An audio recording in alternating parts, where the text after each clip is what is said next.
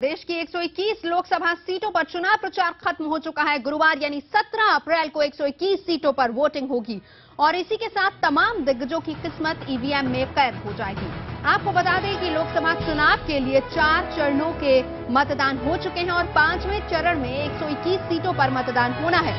5वें चरण में 12 राज्यों में चुनाव है। इनमें बिहार की 7, छत्तीसगढ़ की 3, झारखंड की 6, जम्मू कश्मीर की 1, कर्नाटक की 28, मध्य प्रदेश की 10, महाराष्ट्र की 19, मणिपुर की 1, उड़ीसा की 11, राजस्थान की 20, उत्तर प्रदेश की 11 और पश्चिम बंगाल की 4 लोकसभा सीटों के लिए वोट डाले जाएंगे।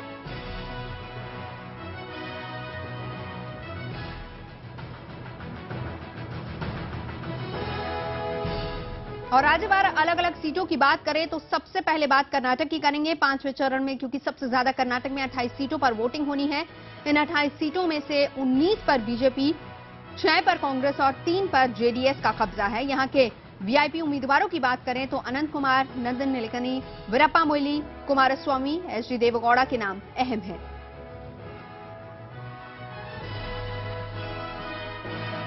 चिकबालापुर में कड़ा मुकाबला है। वहीं बेंगलुरु दक्षिण में नंदन निलेकनी कांग्रेस की तरफ से और अनंत कुमार बीजेपी की तरफ से आमने सामने हैं। तो कर्नाटक में सबसे ज्यादा 28 सीटों पर मतदान होना है और वीआईपी कैंडिडेट्स की लिस्ट भी वहां काफी लंबी है। राजस्थान की बात कर लेते हैं। यहां की 20 सीटों पर वोटिंग होनी है। 2009 के नतीजों पर अगर नजर डालें तो 20 सीटों में से 16 कांग्रेस के पास हैं और 4 बीजेपी के पास हैं। यहां से वीआईपी उम्मीदवारों की अगर हम बात करें तो जसवंत सिंह, सीपी जोशी, राजवर्धन सिंह राठौर, सचिन पायलट। जसवंत सिंह, जिन्हें बीजेपी ने टिकट नहीं दिया, निर्दलीय चुनाव लड़ रहे हैं और उनके सामने है कर्नल सोनाराम, बाड़मेर से चुनाव लड़ रहे हैं। सीपी जोशी कांग्रेस जयपुर ग्रामीण से और इनके खिलाफ है राजवर्धन सिंह राठौर, वो भी जयपुर ग्रामीण से हैं, बीजेपी की तरफ से उम्मीदवार हैं। और अगर हम बात करें सचिन पायलट की तो अजमेर से वो अपनी किस्मत आजमा रहे हैं। तो ये तमाम वीआईपी कैंडिडेट्स हैं। राजस्थान की अगर बात करें 5वें चरण में, जिनकी किस्मत का फैसला होना है 17 तारीख को। बढ़ते आगे मध्य प्रदेश की बात करते हैं। 10 सीटों पर यहां पर चुनाव होना है 5वें चरण में। 2009 की अगर हम लोकसभा के नतीजों की अगर बात करें तो 10 में से 8 बीजेपी के पास थी और कांग्रेस के पास 2 सीटें थी। यहां के वीआईपी उम्मीदवारों की बात करते हैं। मध्य प्रदेश के जो वीआईपी उम्मीदवार हैं, जिनमें ज्योतिरादित्य सिंधिया, नरेंद्र सिंह तोमर, अनूप मिश्रा, ये 3 नाम इसमें शामिल हैं। ये वो इलाका है जहां पर बीजेपी की पकड़ है। तो मध्य प्रदेश की अगर हम बात करें तो बीजेपी के पास 8 सीटें और हालांकि इस बार अगर हम देखें तो दावा बीजेपी की तरफ से ये किया जा रहा है कि इस बार क्लीन स्वीप होगा, यानी बीजेपी ने ये कहा है कि वो क्लीन स्वीप कर देगी। मुरैना, भिंड, ग्वालियर, गुना, सागर, तिलकमगढ़, खजुराहो, भोपाल, राजगढ़, ये तमाम ऐसे हैं इलाके जहां पर 5वें चरण में वोटिंग होनी है। 8 सीटें बीजेपी के पास हैं, 2 कांग्रेस के पास हैं।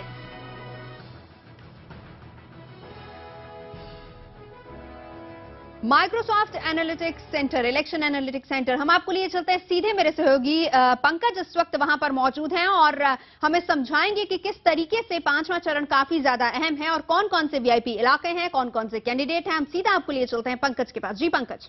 बहुत बहुत शुक्रिया नवजोत आपका। और जैसे कि आपने बताया, तमाम अपने राज्यों के सिलसिलेवार तरीके से बताया, साथ ही आपने ये भी बताने की कोशिश की कौन कौन से वीआईपीज जो हैं वो मैदान में उतरने वाले हैं 17 तारीख को जो 5वें चरण का चुनाव है। आपको बता दें, यहां आपके सामने ये हम माइक्रोसॉफ्ट एनालिटिक्स सेंटर में तमाम चीजें आपको बता रहे हैं कि किस तरह से 121 सीटों पर मतदान होना है, जिसमें 7 बिहार की हैं, छत्तीसगढ़ की 3 है, उसके अलावा जम्मू कश्मीर की हम बात करें तो 1 सीट, 6 झारखंड की और जैसा कि आपने बताया 28 सबसे ज्यादा कर्नाटक की सीटें हैं, उसके अलावा 10 मध्य प्रदेश, 19 महाराष्ट्र, 1 मणिपुर, 11 उड़ीसा और 20 राजस्थान और 11 उत्तर प्रदेश और साथ ही साथ वेस्ट बंगाल की 4। सबसे पहले हम बात करते हैं कर्नाटक की। अगर कर्नाटक को आप देखें तो कर्नाटक का अगर हम जिक्र करें 17 तारीख को कर्नाटक में कहां कहां चुनाव हो रहे हैं, तो सबसे पहले हम आपको बताना चाहेंगे, अगर हम बात करें यहां पर साउथ बेंगलोर की बात करें तो साउथ बेंगलोर की सीट जो है काफी इंटरेस्टिंग होने जा रही है। अनंत कुमार जो थे पिछली बार वो यहां पर चुनाव जीते थे और उन्होंने जीता था चुनाव 37,612 वोट से। इस बार अगर हम देखें अनंत कुमार का जो मुकाबला है वो किन से होने जा रहा है तो हम आपको यहां थोड़ा सा अगर इसको दिखाएं, मैं अपने कैमरामैन से कहूंगा तो अनंत कुमार जो हैं वो बीजेपी की सीट से केंद्रीय मंत्री भी रह चुके हैं जब एनडीए की सरकार थी। उनका मुकाबला होने जा रहा है नंदन नीलकेनी से। नंदन नीलकेनी इंफोसिस का उनका इतिहास रहा है और अब इस बार उनको कांग्रेस ने सीट दिया है। आम आदमी पार्टी की तरफ से नीना पी नायक जो हैं वो चुनावी मैदान में उतरे हैं उनके अगेंस्ट। ये हम बात कर रहे हैं अभी कर्नाटक की, हम बात करने की कोशिश कर रहे हैं। अब हमने आपको बताया साउथ बेंगलोर की स्थिति के बारे में। अब अगर हम उससे थोड़ा आगे बढ़ें और बात करें चिकबल्लापुर की,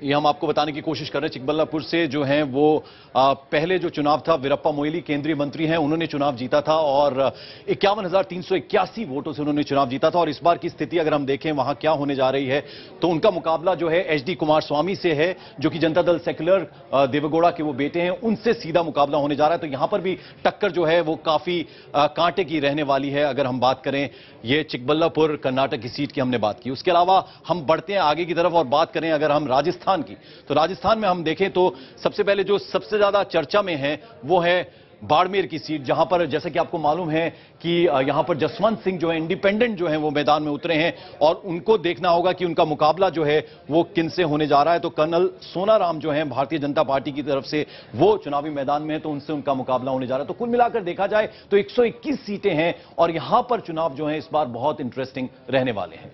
नवजोत, बहुत शुक्रिया Pankaj. Microsoft election analytics centre, जहां से पंकज हमें पूरी जानकारी दे रहे थे और हमें समझा रहे थे कि आखिर कौन कौन सी सीटें हैं जो अहम हैं, वीआईपी कैंडिडेट्स कौन से। खासतौर पर अगर हम कर्नाटक की बात करें तो सबसे ज्यादा 28 सीटें वहां पर जहां पर चुनाव होने वाला है। राजस्थान की स्थिति भी उन्होंने हमें बताई है।